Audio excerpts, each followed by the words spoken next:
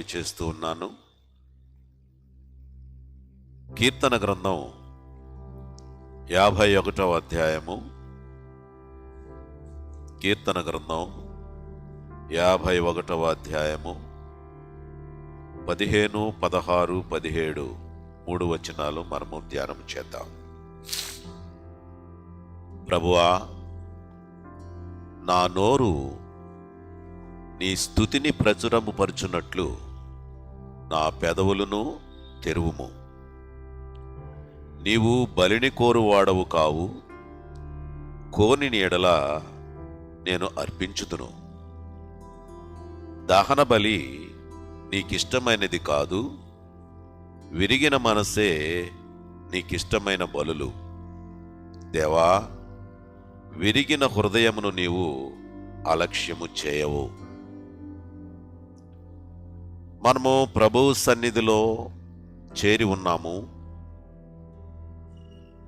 ఆనాడు ఉన్నటువంటి దేవుని భక్తులు దావీదు గారు కానీ, మోషే గారు కానీ, అబ్రహాము గారు కానీ, యోబు గారు కానీ, ఇక ఆ కాలంలో ఉన్నటువంటి వారందరూ కూడా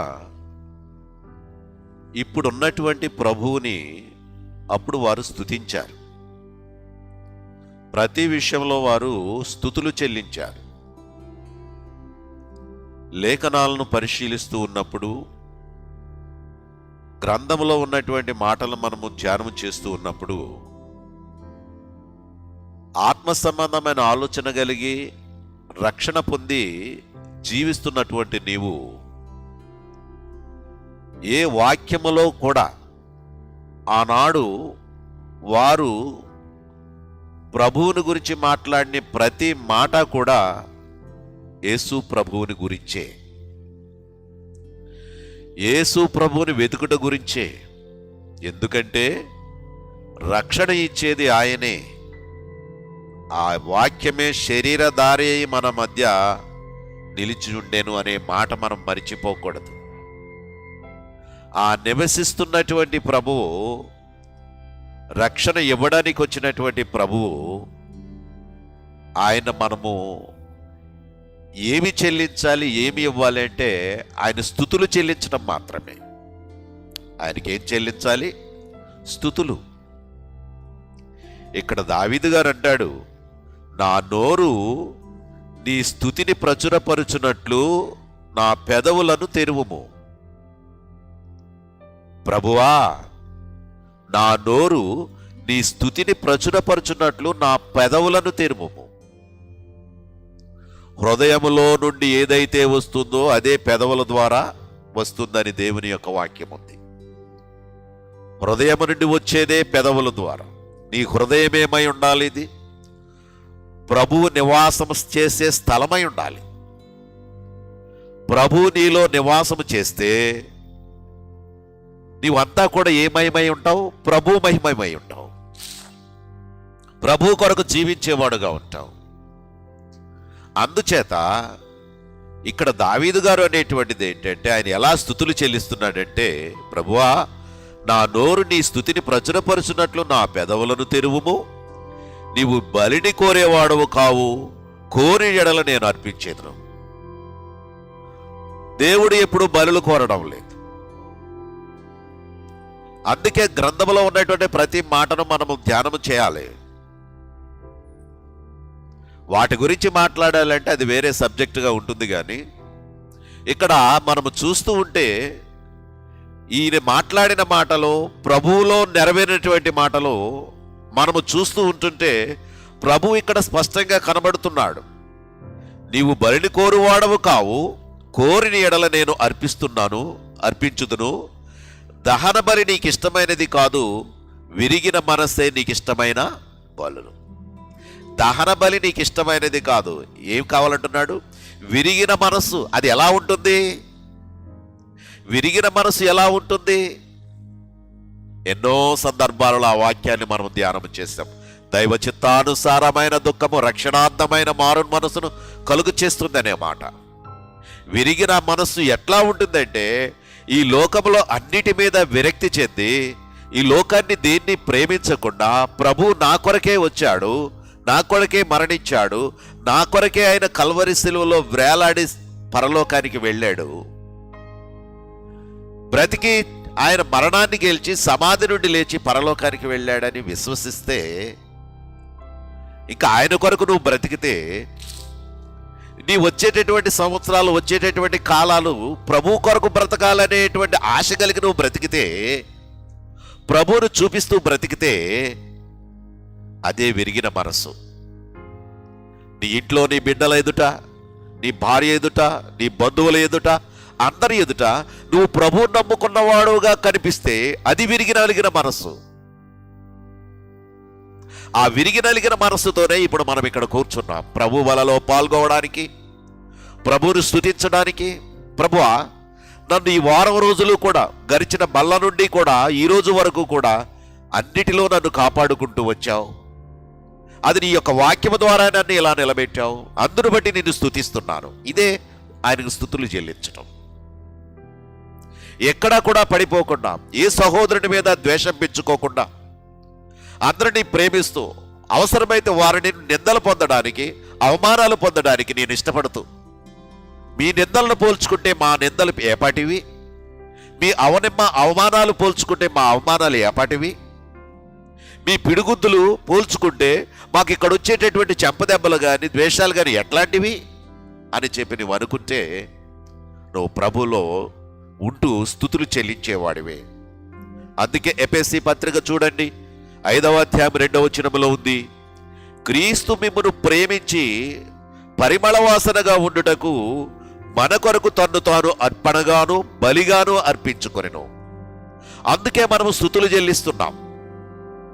ఆయన స్తుతులు చెల్లించడానికి గల కారణం ఏమిటి అంటే, మనల్ని ప్రేమించి పరిమళ వాసనగా ఉండడానికి. ఏ వాసన మనం పరిమళ వాసన, మనము సువాసన, క్రీస్తు వాసన, పరిమళ వాసన. మన దగ్గరకు వస్తే ఈ వాసనలు రావాలి. ఆ వాసనలు వచ్చినప్పుడే విరిగి నలిగిన మనసుగా ఉంటుంది. అవును, నువ్వు వెళ్ళినప్పుడు ఆ వాసన తగులుతుందా నీ చుట్టుప్రక్కల ఉన్న వారికి? సహజంగా అంటూ ఉంటారు, చెమట వాసన వస్తుందను, లేకపోతే ఇంకొక వాసన వస్తుందని ఆ వ్యక్తులకు దూరంగా ఉంటారు. అయితే అతనిలో ప్రభువులో జీవిస్తున్నటువంటి వాడైతే వీటిని లెక్క చేయడు కనుక అతను పరిమళ వాసనగా ఉండేటటువంటి వాడు. ప్రభువుని స్తుతించడానికి, ప్రభువుని గణపరచడానికి, ప్రభువుని ఆరాధించడానికి పరిమళ వాసనగా ఉండేటటువంటి వాడు. బాగా గుర్తుపెట్టుకోండి, మనల్ని ప్రేమించి, ప్రభు మనల్ని ప్రేమించి పరిమళ వాసనగా ఉండుటకు మన కొరకు తన్ను తాను అర్పణముగాను బలిగాను అర్పించుకున్నాడు. మనము పరిమళ వాసనగా ఉండాలని ఆయన ఏమి చేశాడు? పిడిగుద్దులు తిన్నాడు, చెమట కారింది, రక్తము కారింది, అనేక రీతులుగా నలిగిపోయాడు, సురిపి అయిపోయాడు.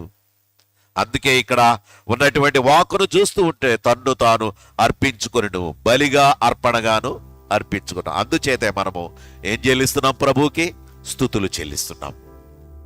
ప్రభువుని గణపరచడానికి ఇక్కడ వచ్చాం.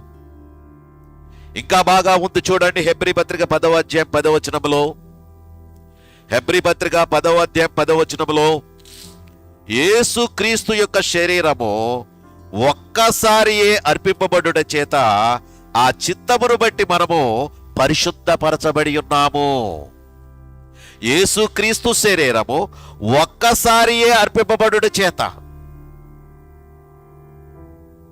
యేసు పాపులను రక్షించడానికి ఈ లోకానికి వచ్చాడు.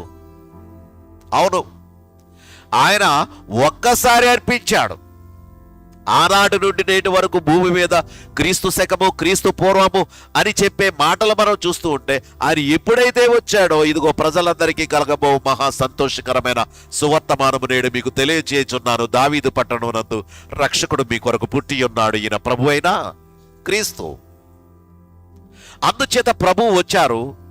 ఆ వచ్చి ఆ కల్వరి సిల్వలో యాగం చేశారు, మరణించారు, తిరిగి లేచారు.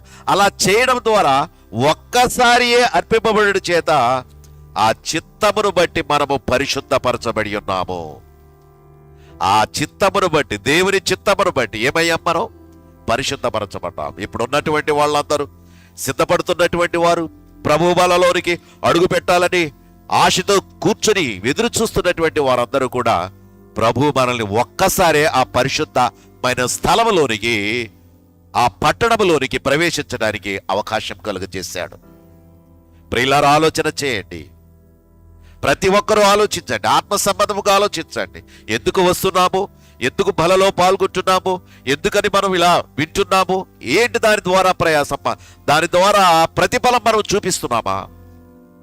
ప్రభువుకు మహిమకరముగా ఉండేలాగా మనం బ్రతుకుతున్నామా అనే విషయాలు మనల్ని మనం పరీక్షించుకోవాలి. ఇది ఆత్మ సంబంధమైనది. అందుచేత ఆయన ఇక్కడ చెప్పిన ప్రకారముగా క్రీస్తు యేసు శరీరము ఒక్కసారి అర్పింపబడుట చేత ఆ చిత్తమును బట్టి మనం ఏమయ్యాము? పరిశుద్ధపరచబడి ఉన్నాము. 14వ వచనంలో కూడా చూడండి, 14వ వచనంలో కూడా ఈ ఒక్క అర్పణ చేత, ఎవరు? ప్రభు అయిన యేసుక్రీస్తు వారి చేత, ఈ ఒక్క అర్పణ చేత ఈయన పరిశుద్ధపరచబడు వారిని సదాకాలమునకు సంపూర్ణులుగా చేసి ఉన్నాడు. పరిశుద్ధపరచబడిన వారిని మనమందరము ఇప్పుడు కూడా పరిశుద్ధపడిపోతున్నాము. అందు గురించే బలలో పాల్గొనడానికి సిద్ధంగా ఉన్నాము. సదాకాలము అంటే ఎల్లకాలము ప్రభువు దగ్గర ఉండడానికి మనల్ని సిద్ధపరిచాడు, సంపూర్ణులుగా చేశాడు ప్రభువు. అందుకే నీ ఆస్తి కాదు, నీ కానుకలు కాదు, నువ్వు ఇచ్చే నాకు ఏది అవసరం లేదు, అవన్నీ నావే కదా అంటున్నాడు దేవుడు. ఏమి నాకు ఇస్తారు? మీరు నాకు ఇవ్వాలనుకున్నది ఏమిటి అంటే మీ కానుకలు కాదు, మీ గుళ్ళు కాదు, మీ వ్యాపారాలు కాదు, నాకేమీ వద్దు. విరిగి నలిగిన మనసు కావాలి. ఆ విరిగి నలిగిన మనసుతో నన్ను స్తుతించాలి, నాకు స్తుతులు చెల్లించాలి. ఆ విధంగా చేస్తే నాకంతే కావాలి. ఒక్కసారి ఆ పరిశుద్ధ పట్టణంలోనికి, ఆ పరిశుద్ధ ప్రదేశంలోనికి ప్రవేశించడానికి ప్రభు మనల్ని ఏర్పాటు చేసుకున్నాడు. ప్రియులారా, అందుకే అక్కడ ఉన్నటువంటి అపోస్తుల కార్యాల్లో కూడా అక్కడ ఉన్నటువంటి వారు ఏ విధంగా ఉన్నారు చూద్దాం. రెండవ అధ్యాయము అపోస్తుల కార్యాలు 2వ అధ్యాయము 46-47 వచనాలు చూద్దాం. మరియు వారేక మనస్కులై ప్రతిదినము దేవాలయములో తప్పక కూడుకొనుచు, ఇంటింటా రొట్టె విరుచుచు, దేవుని స్తుతించుచు, ప్రజలందరి దయ వలన దయను పొందినవారై ఆనందముతోనూ నిష్కపటమైన హృదయముతోనూ ఆహారము పుచ్చుకొనుచు ఉండిరి. ప్రభువు రక్తము వలన పొందుచున్న వారిని, ప్రభు రక్షణ పొందుచున్న వారిని అనుదినము వారితో చేర్చబడుచుండెను. ఇక్కడ ఉన్నటువంటి ఇక్కడ సంఘటన మనము చూస్తూ ఉంటే, ప్రభు కొరకు వారు సమస్తమును అమ్మి పంచిపెట్టారండి. వారు ఆస్తులు నమ్మి దేవుని యొక్క సువార్త కొరకు పంచిపెట్టారు. ఎందుకంటే మానవులకి అవసరమైనది రక్షణ, అది యేసుక్రీస్తు ద్వారా మనకు దొరికింది. పరలోకానికి వెళితే పరలోకంలో ప్రభుతో ఆనందించేటటువంటి సమయం మనకు దొరికింది. కాబట్టి ఈ లోకంలో ఆస్తులు ఎందుకు, పాస్తులు ఎందుకు, ఇవన్నీ ఎందుకు?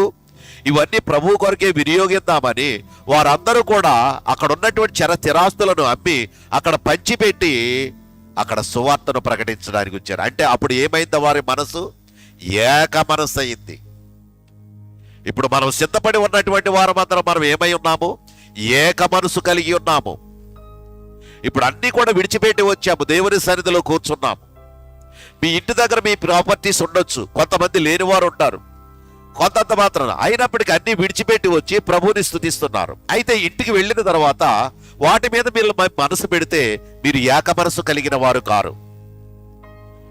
మీరు జీవన విధానంలో ప్రతిదీ ప్రభు మహిమార్థమై చూపించే విధానంగా ఉండాలి. కానీ వాటి మీద ప్రత్యేకంగా దృష్టి పెట్టి వాటిని పెంపొందించుకునే విధంగాను కేవలం ఆదివారం మాత్రమే ప్రభువుని స్తుతించడానికి వచ్చినప్పుడు, మనం ప్రభు బలలో పాల్గొనేటప్పుడు అందరం సమానంగానే చూపించే విధానం కాదు, ఇంటి దగ్గర కూడా చూపించే విధానం ఉండాలి.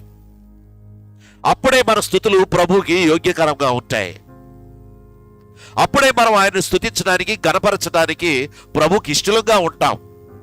మన ప్రాపర్టీస్ని బట్టి, మన విధానాన్ని బట్టి వాటి యందు మనం అతిశయిస్తే ప్రయోజనం లేదు. ఎవరైనా సరే అతిశయించే ప్రభువునందే అతిశయించాలి తప్ప మనకున్నటువంటి ఆస్తి పాస్తుల మీద కాదు. ఇది మరిచిపోకూడదు. కాబట్టి ఇక్కడ వారు ఏక మనసు గలవారై ప్రతిదినము దేవాలయంలో తప్పక కూడుకోవాలంటే ఎంత ఇబ్బంది అవుతుంది. ఇక్కడ అంటున్నాడు తప్పక కూడుకొనుచు. వాళ్ళందరూ ఏక మనసు గలవారై ఏమవుతున్నారు? తప్పగా కూడుకుంటున్నారు. అంటే మానడం లేదు, దేవుని సన్నిధిలో కనబడ. ఏమిటంటే ప్రాముఖ్యమైనది ఇది కదా. ప్రభుని స్తుతించడానికి వచ్చావంటే, ఆయన స్తుతులు చెల్లించడానికి వచ్చావంటే ప్రాముఖ్యమైనది ఏమిటంటే పరలోక ప్రవేశం కదా. ఆ పరలోక ప్రవేశంలో మరి మీరు గురి కలిగి ఉండాలి అంటే మరి ఏక మనసు ఉండాలి, తప్పక కూడుకొని ఉండాలి, మిస్ అవ్వకూడదు. చాలా మంది తరచూ మానేస్తా ఉంటారు. విచారము, కనీసం ఆలోచన ఉండదు, చింత ఉండదు. అందుచేత ఇక్కడ తప్పక కూడుకొనుచు ఇంటింటా రొట్టె విరుచుచు దేవుని స్తుతించుచు ప్రజలందరి దయను పొందిన వారై ఆనందముతోనూ నిష్కపటమైన హృదయముతోనూ ఆ యొక్క ఆహారము పుచ్చుకొనుచు ఉండిరి. ప్రభువు రక్షణ పొందుచున్న వారిని అనుదినము వారిలో చేర్చుచూ ఉండెను. మీరెప్పుడైతే బలముగా ఉన్నారో, మీరు ఆయన స్తుతించడానికి యోగ్యులుగా ఉన్నారో, మీ స్తుతుల మీద ఆయన ఆసీనుడై ఉన్నాడో, మీరు యోగ్యులుగా ఉంటేనే మీ స్తుతుల మీద ఆయన ఆసీనుడై ఉంటాడు. అందుచేత మీ ద్వారా అనేక మంది మీ ప్రేమను బట్టి, మీ విధానాలను బట్టి అనేక మంది సంఘములో చేర్చబడతారు. అంతేకాదు అనేక మంది ఆ మార్గాన్ని ఎంచుకొని రక్షణ పొందుతారు. మరి ఆ రీతిగా సిద్ధపడుతున్నారా? స్తుతులు చెల్లించడానికి వచ్చినటువంటి మనము ప్రభువుకి యోగ్యులుగా ఉండి ప్రభు మహిమార్థమై బ్రతుకుదాం. అట్టి కృప దేవుడి మీ అందరికీ అనుగ్రహించునుగాక.